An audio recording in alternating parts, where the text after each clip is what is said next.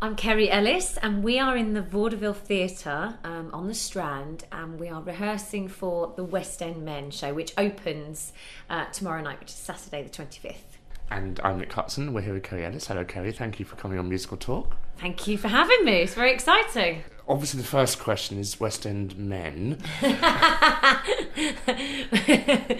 Well, I am a very special guest, so I don't mind, and it's going great. They're a great group of guys. We did a slightly different version of the show. I think it was last year. We did a couple of shows as a tryout out of town, and it went great. It was received really well. I think the boys work really well together, and having a female as a guest kind of just brings a bit of light and shade, and I think it works really well as a show. Because a lot of the greatest musical theatre songs are duets and things between male and female, so it's nice probably to have that divide as in the timbre of the voices and things. Absolutely, and the boys are very different as well. They've got really different styles, which is great to work with for me. And yeah, I sing a duet with Lee, and we all sing together, and it's just lovely. Well, let's say who the boys are to start with. Okay, well the boys are Lee Mead, who is doing the entire run, Matt Willis and David Thaxton, and double cast. We've got Stephen Roman Hughes, who I think is doing the second 2 weeks, and we've got Glenn Carter, who's doing the first 2 weeks. You sort of shot to fame in England with Wicked, and then you did Oliver, and various concerts in between, and now you're back to doing concerts. And you're sort of one of the rare performers who's not breaking up, but kind of breaking into different mediums in a way. Did you want to do that, or is this something that is just sort of doors have opened for you and you'll happily prance through them? I think it's a bit of both. I've always been working on my music. I met Brian 11 years ago, and we started working on albums and music, so it's always been a parallel. I have done a lot of shows in the last 11 years. Oh, that's our crew. But it's been a parallel, and it just seems that now I've been able to step out and embrace that a bit more, and people are more accepting of that. I did my own show at the Palladium last Sunday, and it was a little bit nerve-wracking, because it was suddenly just me with a big band being me and telling my on that stage where you know that every single iconic stage, Liza Minnelli's performed there, and it was quite terrifying, but I did feel like I was ready for that. I felt like I had enough to talk about, enough to sing, and enough material, and I felt like I had interesting stories and stuff, so it was great. Well, you certainly have a very, very devoted fan base. I do. It's great. I'm always overwhelmed by it, and I never take it for granted. That these people spend their money and come and see me. And I was just on a tour of Rent, and some of them came to every show. I find it comforting, because it's like you start to know their faces and their names, and it's like having. It's always quite scary when you open a show, or when you do a show for the first time, and to know that you've got people there that are on your side and that aren't going to judge you is lovely, and a real support. So I embrace it, and I'm very grateful to them. So tell us more about some future album works that you might have planned.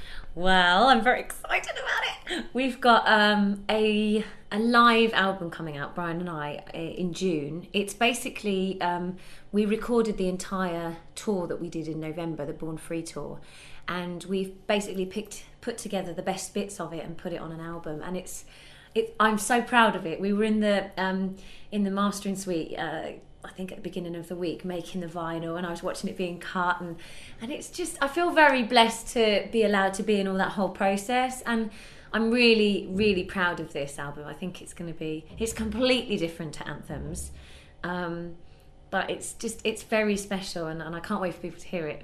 It's interesting how, with Dress Circle's Sad Closure and things, how in a way it's become a lot easier for people to do albums, because the ease of people to order, they're sort of not physical products anymore. They're just things that you can buy online. Do you think, especially for young performers and writers, do you think that the album's becoming a lot easier?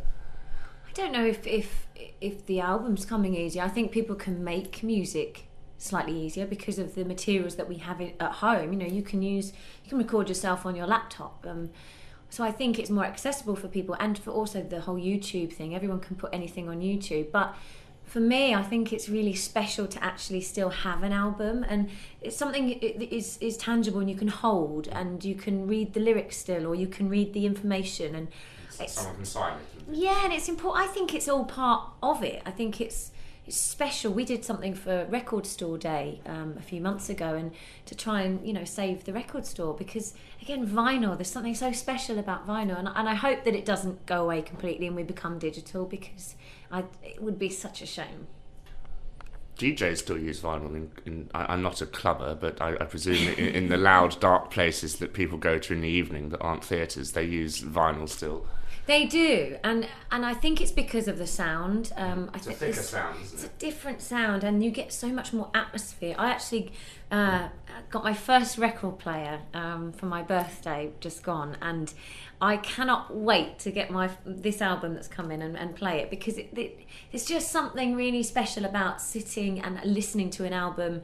Even if you do it on CD, at least you're putting it on and you're making time to listen. So you have to look for it, and yeah. It's not just so accessible. We're very as a nation, everything's very accessible to us, so we can kind of just get what we want when we want. And I think sometimes just stepping back and taking the time to do something is good. I used to love going to MVC, if you remember them, when I was little, MVC. With my pocket money and buying the best 60s album in the world ever, 9 or something. I don't remember NVC, but I remember Our Price. It was Our Price, HMV, MVC, Woolworths. Woolworths, yeah. What happened to Woolworths?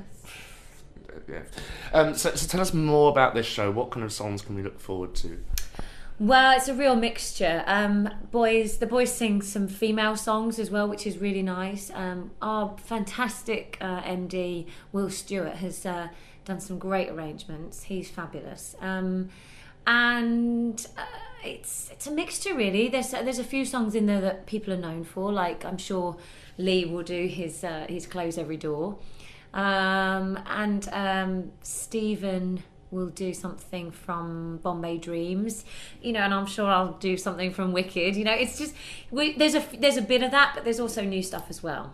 It sounds like you're saying you're not quite sure what you're doing yet. I mean, is this process still, you're working on things, or you're coming up with ideas, or is it all in the bag? No, it's very much set. It's just that because my section is kind of halfway through Act 2, so I haven't really seen much of the boys yet. I know what they're doing, but today is the first day that we've all been together. They've been rehearsing by themselves, and I've been kind of going through my music and stuff. So this is our first day together, so I know what they're doing, I just haven't seen them do it yet. The marriage of the roles will come together. Yeah, crazy.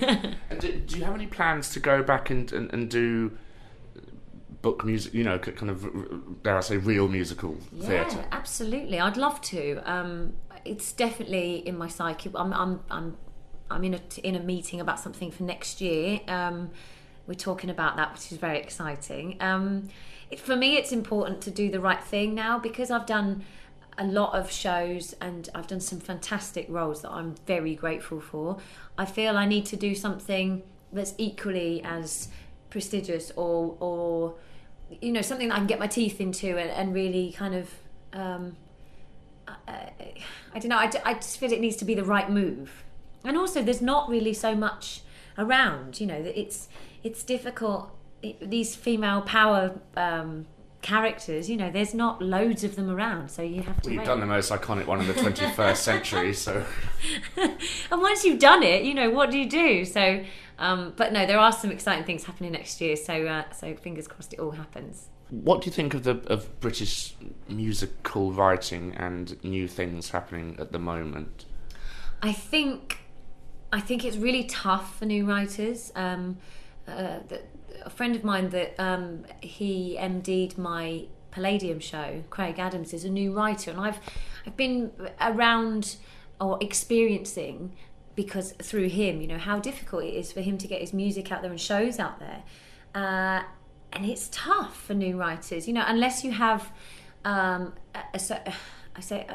don't like to say a name, but somebody with a bit of clout attached to what you're doing. It's quite difficult to get people to invest, because it's risky. This business is risky for people, and they kind of want a dead cert, and I think it's tough. But I think we should embrace it and help new writers out wherever we can, because they're the future, and we need that new influence of music. Well, Kerry Ellis and many other leading men will be in West End Men here at the Vaudeville Theatre. We hope the weather clears up for you. We do. Well, you're happy indoors, at least. Absolutely. I've got a lovely little room. Please do go and check it out. And Kerry Ellis, thank you very much. Thank you. Hopefully talk to you again soon. Thank you so much.